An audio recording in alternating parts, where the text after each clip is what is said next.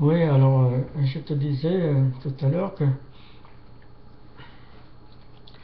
que cette communauté sectaire n'est pas du tout un bienfait pour moi. Et, euh,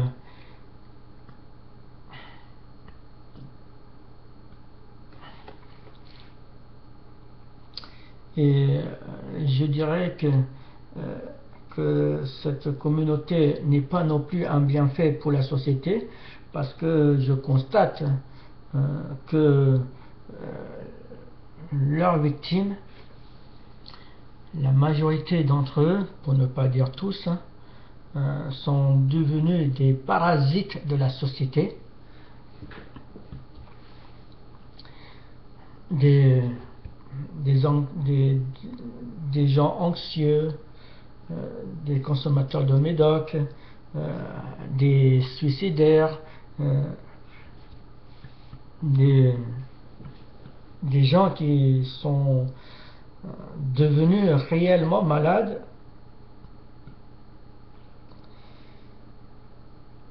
Donc, cette méga secte n'est pas un bienfait pour la société, puisque la majorité de leurs victimes sont devenus des parasites de la société.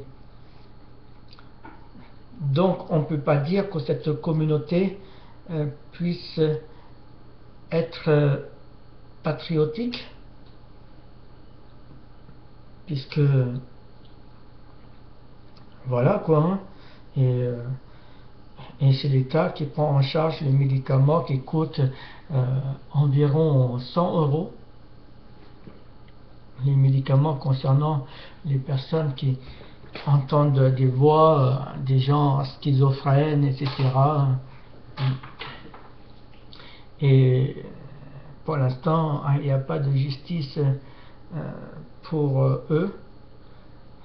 Il n'y a pas de justice pour moi, pour l'instant. Et, euh, et je ne crois pas que leur méthode est le plus efficace.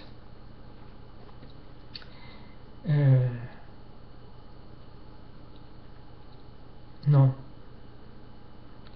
Leurs méthodes n'ont rien d'enviable, n'ont rien d'honorable.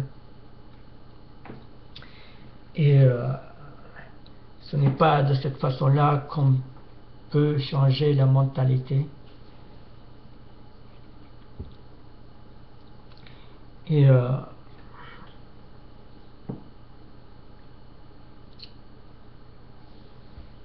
je dis donc cette méga secte qui dispatche des groupes dans chaque ville de France, aussi bien dans les villages, notamment ici sur Châtellerault, là, je connais 2 personnes qui eux aussi entendent des voix, Maryse, Guillaume, et à Toulouse j'en connais. Donc je vais tous les citer, hein. Enzo, Maryse, Guillaume, Ali, Linda, Mélanie,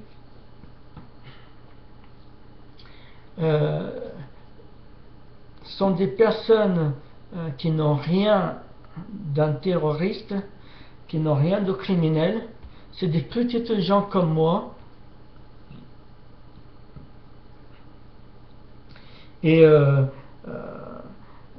si je pars à l'idée dans cette logique comme quoi il y a un œil sur des petites gens comme moi, il serait, je pense, beaucoup plus judicieux de porter un œil sur des gens qui ont des casiers judiciaires et à la fois récidivistes, sur des gens délinquants, sur des gens suspectés, poser un œil sur leurs contacts etc., etc. Et à l'heure qu'il est que je vous parle, on n'entendrait plus parler des problèmes de meurtre, de crime, de, de comment un rendre compte, je ne sais plus comment on formule la phrase, c'est un rendement de compte entre trafic, etc., etc., etc.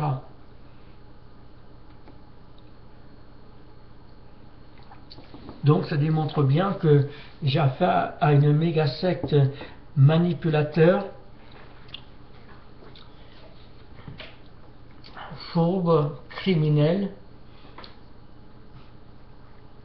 ayant un berger pas capable de me dire la vérité en face.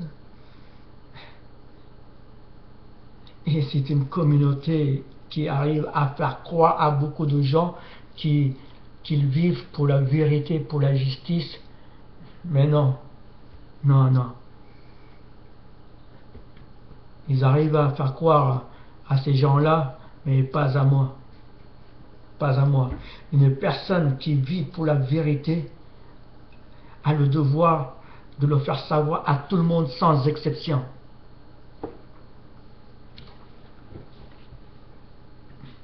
Celui qui dit comme quoi il faut le faire savoir à beaucoup de gens, sauf à une seule personne, celui-là c'est un menteur.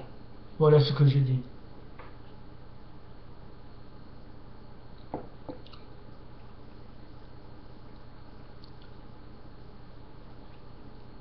Et je te conseille de ne jamais prendre pour berger une personne qui n'est pas capable de dire les choses en face.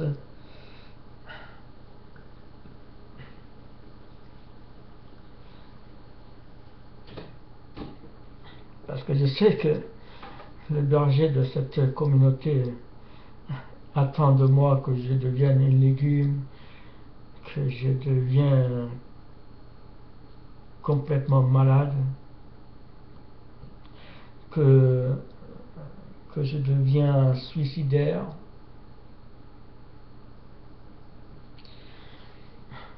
que je deviens complètement dépourvu de sens, de logique, etc.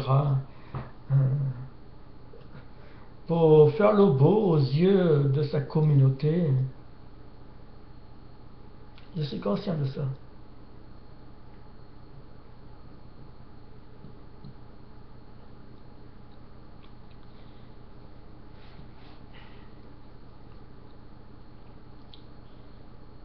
Et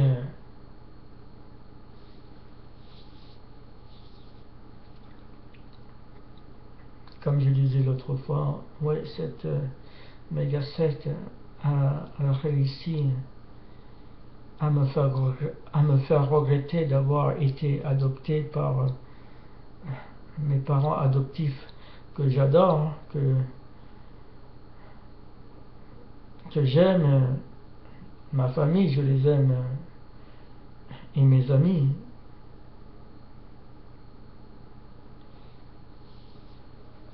Mais malgré ça, ils ont réussi à me faire regretter d'avoir posé les pieds en France, d'avoir été adopté.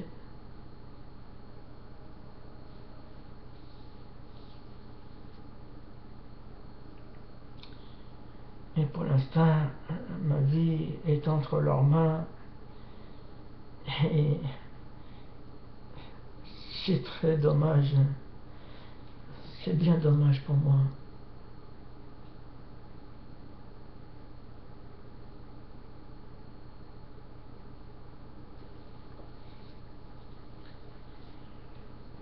Mais bah, pour l'instant, c'est comme ça.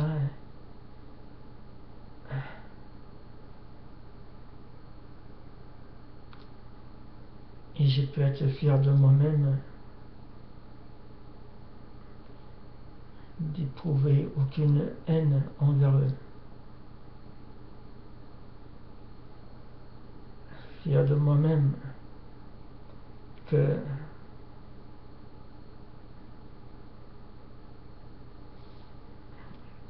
dans la vie, tout est pardonnable. Tout est pardonnable dans la vie, sans exception.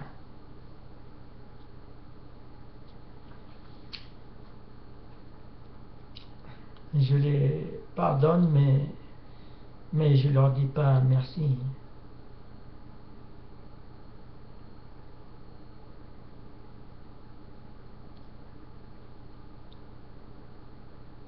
Parce que s'ils m'avaient laissé tranquille pour de bon beaucoup plus tôt,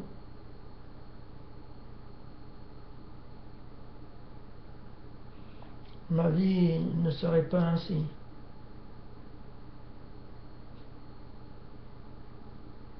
Et j'aurais été certainement une personne heureuse.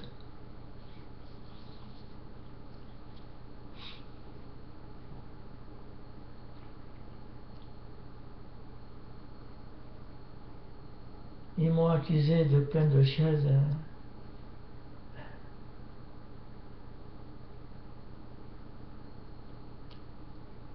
Et j'ai jamais tué quelqu'un, j'ai jamais fait du mal aux gens.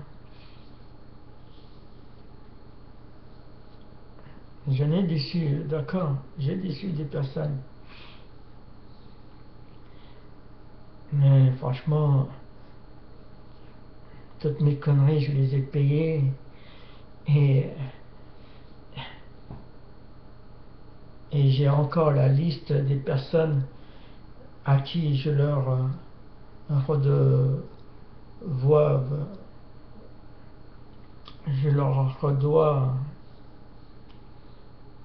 enfin j'ai une dette envers eux de m'avoir avancé de pognon. Hein. Il y a quoi? Il y a 4, 5 personnes. Et c'est pas une chose impossible, hein. Il suffit juste que je travaille, un salaire quand même suffisant pour que je puisse rembourser et de payer mes dettes envers ces personnes-là, parce que franchement ces personnes ils sont quand même cool, hein. Ils sont pas mauvais, hein. Et comme on dit, les erreurs de jeunesse, hein.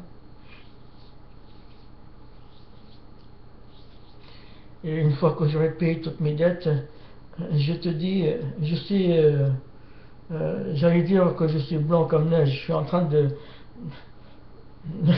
d'employer leurs expressions là, et je devrais pas, mais je serais vraiment irréprochable. Voilà le mot.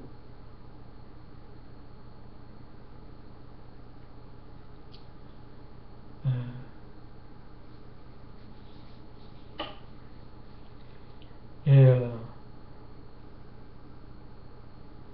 les mauvaises langues là, ces gens qui se prennent pour des références, qui se prennent pour des gens parfaits, c'est eux qui ont une langue venimeuse, c'est eux qui ont un venin d'aspic, c'est eux qui sont de mauvaises langues.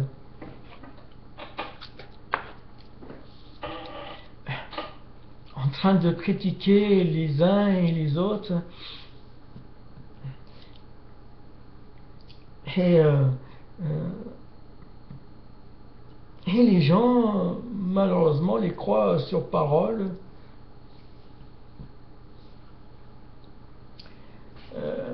C'est eux qui sont abjects.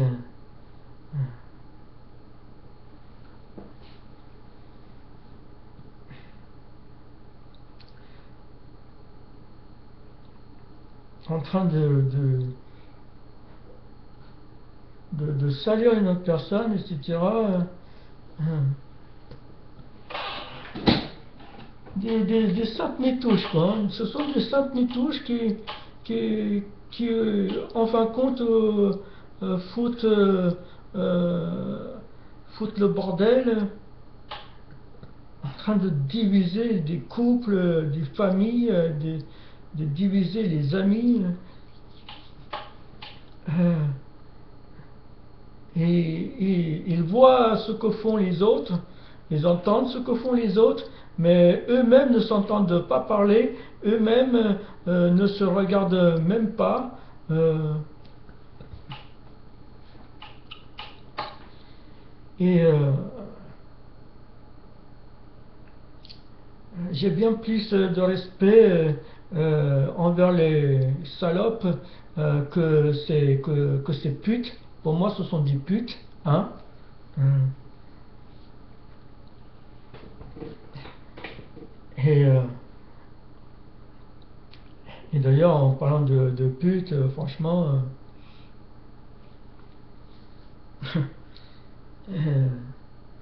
ah, c'était fauché, mon gars.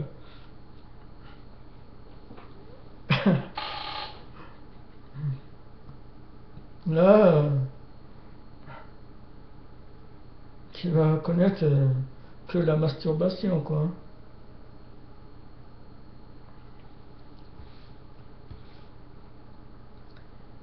Euh, j'ai plus de respect envers ces salopes euh, qui, euh, qui n'ont pas de langue de vipère, hein. Euh, Elles sont tellement occupées à se donner du bon temps, à donner du bonheur aux gens, même si ça dure même pas 30 minutes. Au moins, elles donnent du bon moment aux gens, euh, s'en foutent complètement des apparences.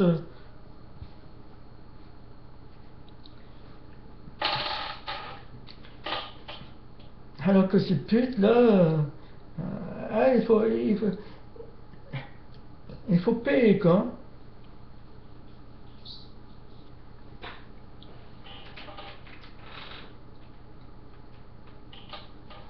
Ouais, tiens, merci. Allez, dépêche.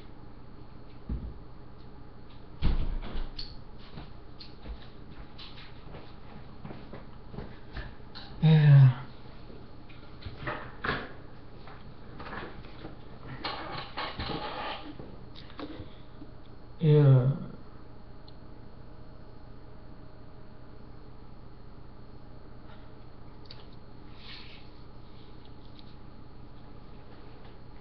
Et, euh, voilà, ouais.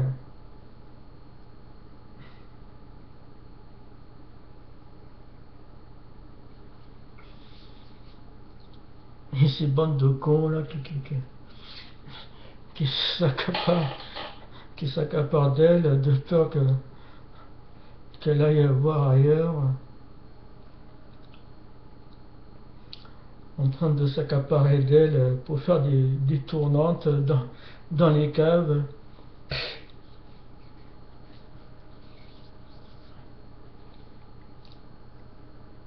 Oui, donc je disais, euh, si tous ces manipulateurs, espions, voyeurs, etc., euh, au lieu de poser un œil sur des petites gens comme nous, il ferait mieux de mettre un œil sur ces délinquants euh, qui, qui, qui poussent les jeunes à faire des conneries, sur des personnes qui ont des casiers judiciaires et de plus récidivistes, sur des gens suspectés de malfaits, et de poser un œil sur leurs contacts. Et vraiment, on n'entendrait plus parler des choses qui se passent à, à Paris, à Marseille, etc. Et comme tu sais, il y a un fait divers qui s'appelle Détective. Et certains magazines, ils ont des protocoles, c'est interdit de raconter des conneries. Et ce fait divers détective, justement, raconte des choses qui se passent ici même en France, des choses graves. Une fille qui était sous la pression d'une bande de délinquants, de voyous, là, qui se prennent pour des maîtres là, dans leur quartier. Et quand ils sont tout seuls à se promener en ville, ils sont gentils comme des agneaux. Par contre, quand ils sont en bande, là, ils se la jouent. Et ouais, une fille dans une mallette. Après, ils la sortent et tout pour se faire des tournantes.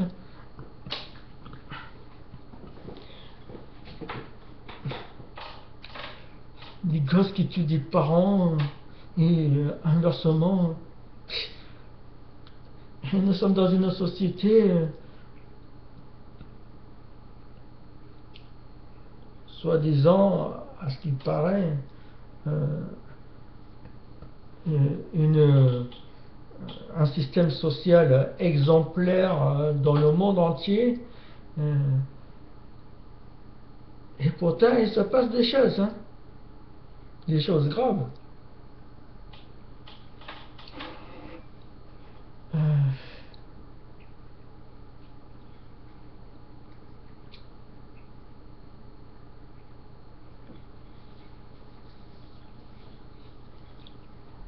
Et je sais qu'il y a quand même des milliers et des milliers de personnes qui ont subi ce que j'ai subi. Et c'est triste pour eux parce que ils n'ont pas de justice et malheureusement certains, c'est trop tard pour eux, quoi. C'est trop tard pour certains d'entre eux. Je dirais pour beaucoup d'entre eux. Ils sont déjà partis, ils sont plus sur terre, quoi.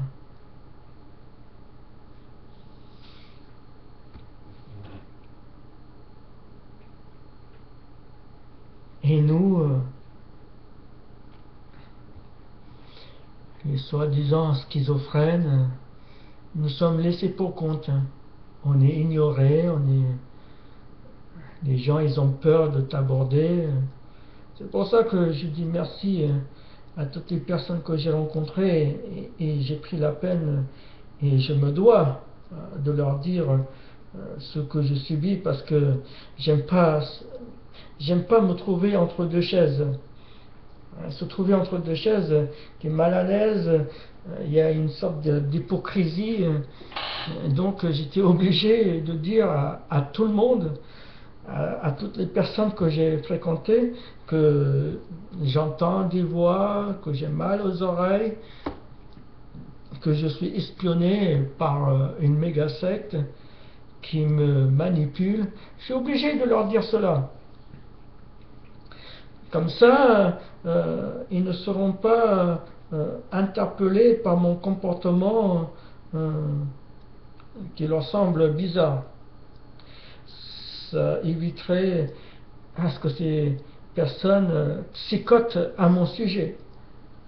Ils se diront, voilà, sans doute, voilà, bon, on entend des voix et manipuler, et basta. Voilà.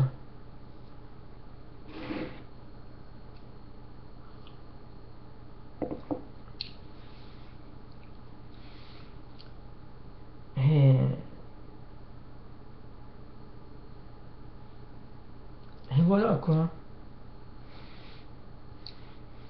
Et leurs méthodes sont efficaces pour basculer la personne dans la rangée des malades, dans la rangée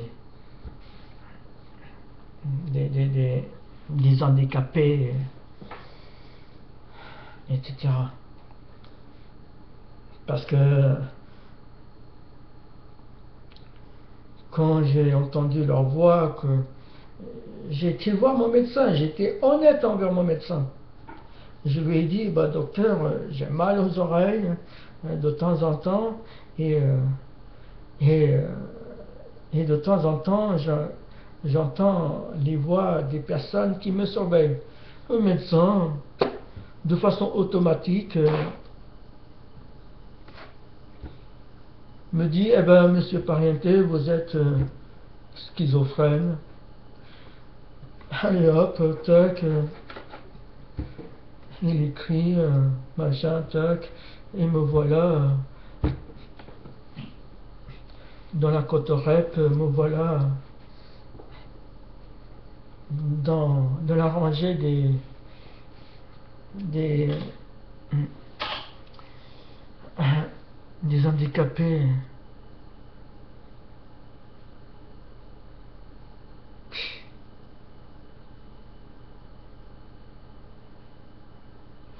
Qui avaient des objectifs dans la vie, des projets et tout.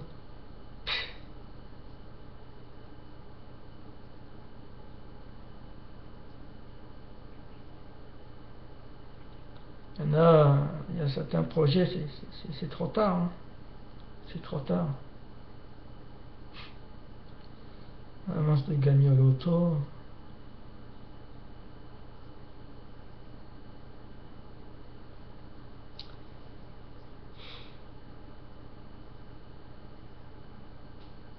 Mais bon, c'est pas grave. Je passe au-dessus de ça.